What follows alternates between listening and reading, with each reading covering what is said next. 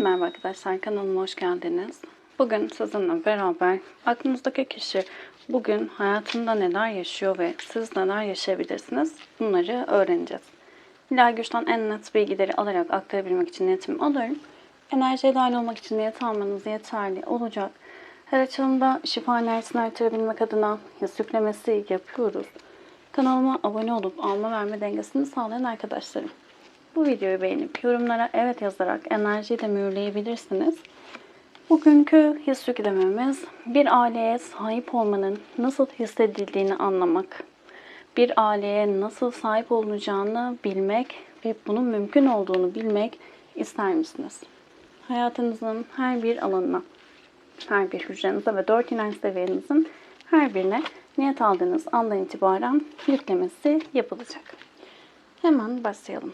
Öncelikle aklınızdaki kişi bugün hayatında neler yaşıyor? Evrensel enerji kartı taviz vermemek, takdir toplamak, saygınlık kazanmak, tahammül seviyesinin düşük olması dedi. Dağın ruhu olarak geliyor. Dağ sana engelleri ve karşısında güçlü olmayı hatırlatıyor, anlatıyor. Önünde engeller var fakat unutmamalısın, bu güçlü olman için gerekli. Uyum ve kaynak kartıyla beraber. Şimdi aklınızdaki kişinin bugünkü enerjisinde hayatında engellerle yüzleştiği ve bu engelleri artık kabul etmek zorunda kaldığı bir süreçte olduğunu söyleyebiliriz. Uzun süredir bu engellerle baş etmeye çalışıyor olabilir. Bu yüzden tahammül seviyesinin biraz düşük olduğu bir süreç oluşmuş olarak görünüyor. Ama burada bu sorunun oluşma sebebinin ne olduğunu anladığı, kaynağın ne olduğunu anlamaya başladığı ve bununla beraber gücünün farkına vardığı bir süreçte olduğunu söyleyebilirim.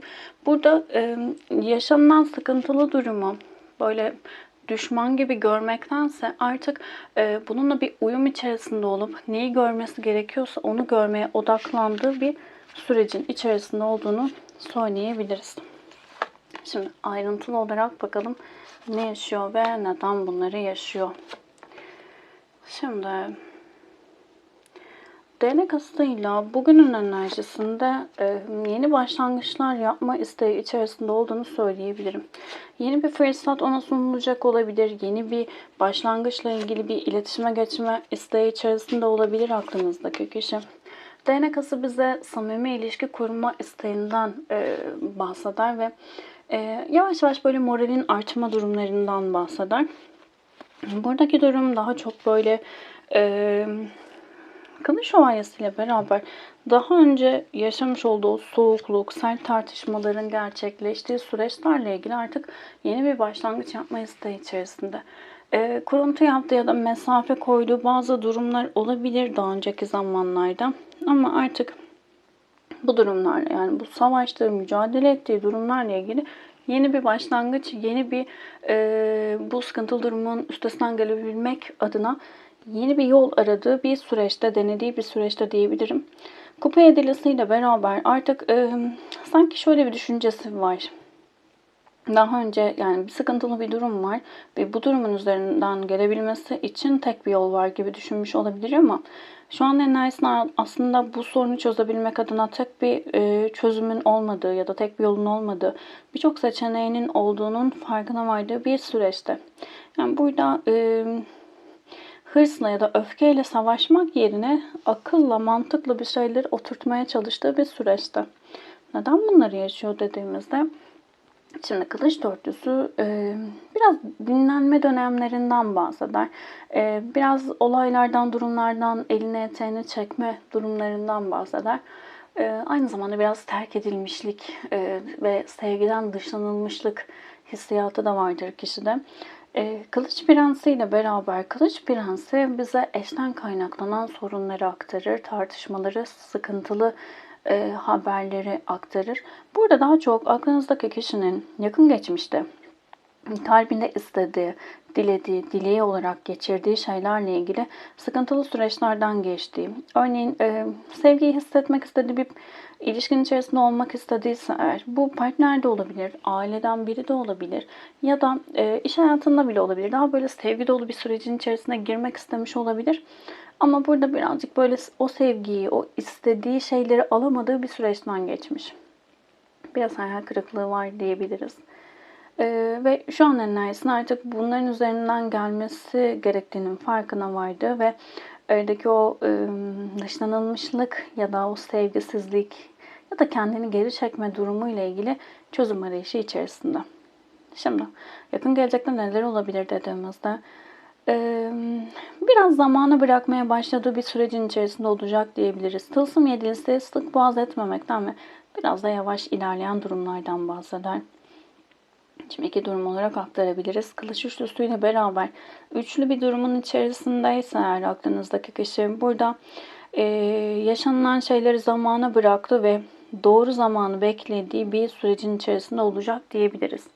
Böyle bir durum yoksa, yani bir üçlü bir durumun içerisinde değilse eğer aklınızdaki kişi, bu noktada da ciddi can acısının yaşandığı bir süreçten geçilmiş olabilir.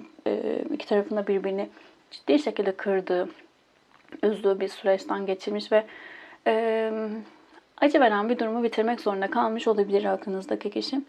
Ve bu bitişle beraber bu durumun toparlanabilmesiyle ilgili daha böyle sakin enerjilere geçtiği, acele etmediği, daha böyle sisteme bıraktığı bir, zamana bıraktığı bir sürecin içerisinde olacak diyebiliriz. Doğru zamanda doğru adımı atma isteği içerisinde, güvenilir, sağlam bir beraberliğin içerisinde olma isteği içerisinde olacak yakın gelecekte. Biraz kafası karışık olabilir bu yüzden.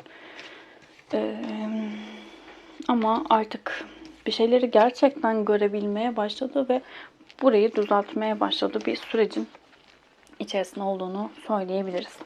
Şimdi aklınızdaki kişinin hayatındaki enerjiler, bugün enerjisinde bunlar vardı. Sizin hayatınızda neler olabilir, bunlara bakalım. Fiziksel ve ruhsal olarak beslenme ihtiyacı, annelik içgüdüsü veya anne çocuk ilişkisi, koşulsuz sevgi, doğurganlık ve bereket dedi. Şimdi bu noktada çok fazla verici enerjilerde olarak görünüyorsunuz.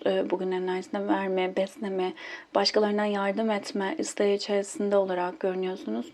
Ve bugünün enerjisinde daha çok böyle istemediğiniz, sizi rahatsız eden, sizi zorlayan enerjilerle ilgili bir çözüm arayışı içerisinde olacaksınız. Anahtar kartı da geldi.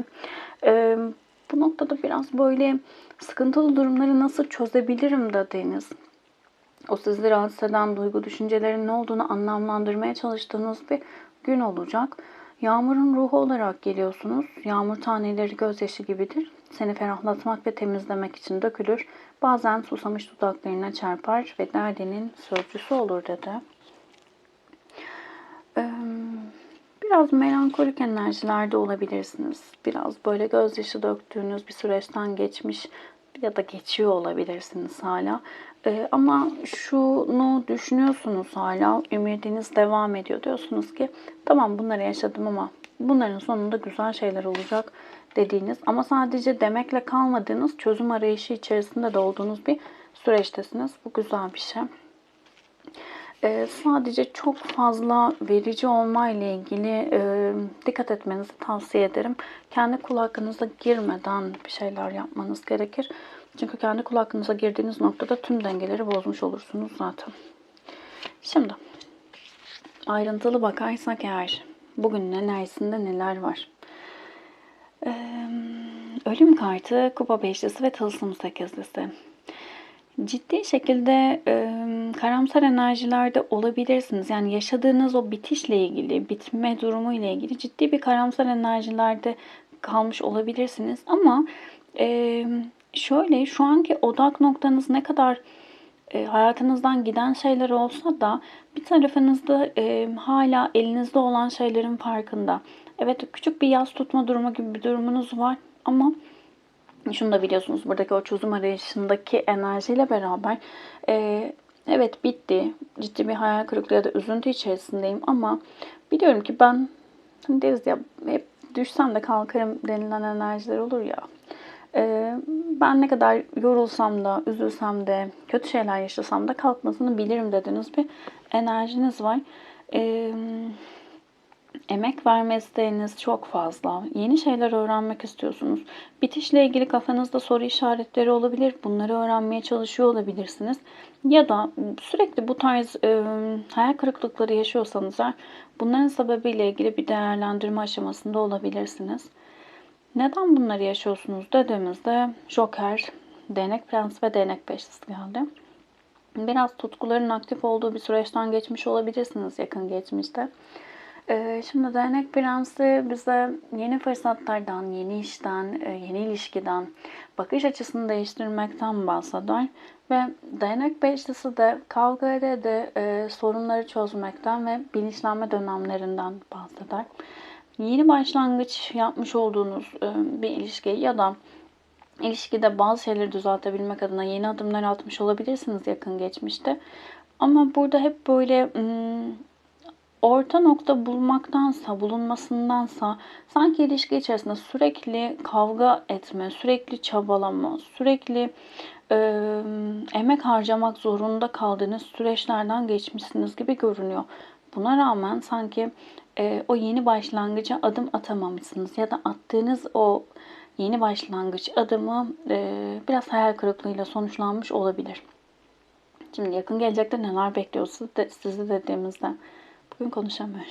Kusura bakmayın. Kupa sekizlisi geldi. Güneş kartı ve adalet kartı geldi. Şöyle, güneş kartının geldiği her yer aslında şifalanan alandır. Yakın gelecekte şifa aktif olacak hayatınızda ama burada şunu söylemem gerekiyor. Bazılarınız için bu şifa arkanızı dönüp gitmek olacak diyebilirim. Burada belki tekrar şu an enerjisine başlamasını istediğiniz bir ilişkiniz var. Tekrar bir şeylerin düzelmesini istediğiniz bir durumun içerisindesiniz ama yani video izleyen arkadaşlarımın büyük çoğunluğu arkasına dönüp gitmek onun şifası olacak diyebilirim. Bu noktada şöyle düşünebilirsiniz. İlişkiden de evet arkanızı dönüp gidebilirsiniz ya da kişilerden de gidebilirsiniz ama olumsuz duygu, düşünce ya da sizin ilişkinizi etkileyen o negatif kalıplardan da arkanızı dönüp gitmek olabilir bu. Ama şunu bilin, kalbiniz rahat olsun. Şifa sizde akacak. Adalet kartıyla beraber ilahi adaletin işlediğini fark ettiğiniz bir süreç olacak. İlahi adalet her zaman işler. Bazen biz fark etmeyiz. Fark etmek zorunda da değiliz. Bazen yorumlara ben göreyim tarzı şey yazıyorsunuz ya. Yazmayın. Lütfen böyle negatif şey yazmayın. Çünkü negatif değil belki sizin gözünüzde ama her söz sisteme ben bunun anlaşmasını seninle yapıyorum demek olarak iletiliyor. Şu an enerjisinde bunu istiyor olabilirsiniz. İşte onun şöyle kötü halini göreyim ama bu hali gördüğünüzde ya da bu durumu gördüğünüzde belki de bunu söylediğinizde bin pişman olacaksınız.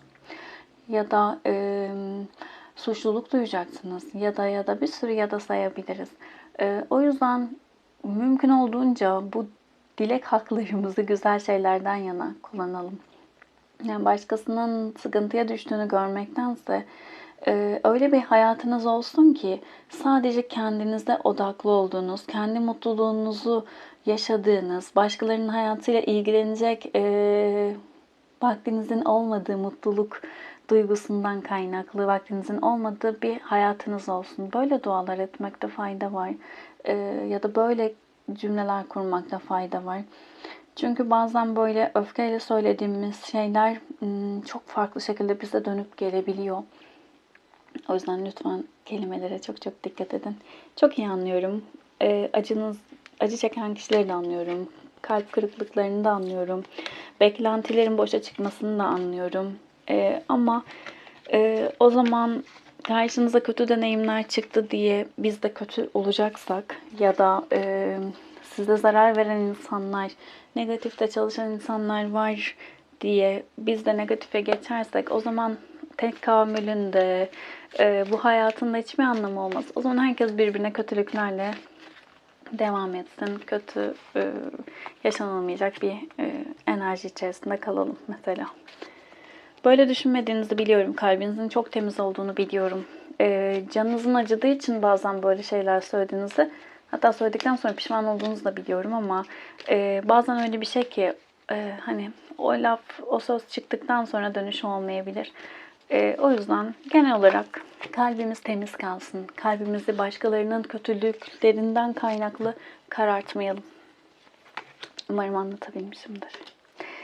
Evet, bugünün olumlamasını da söyleyelim.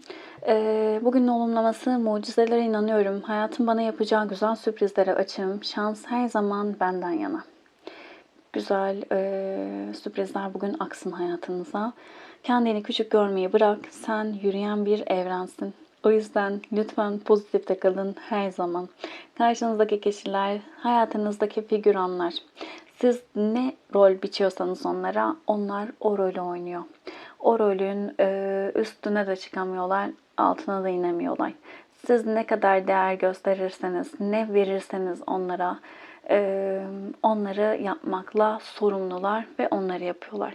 Bu bilinçte olursak eğer, hem başkalarını suçlayarak gerçeği görmekten kendimizi uzaklaştırmayız, hem de daha böyle hayatımıza o istediğimiz, mucize diye adlandırdığımız o güzel hayalleri yaşayacağımız alana doğru çekmiş oluruz hayatımızı. Lütfen pozitifte kalın. Teşekkür ederim vakit ayırdığınız için. Hoşunuza gitmeyen bir bilgi geldiyse açılımda sisteme sevgiyle iade edin. Hoşça kalın.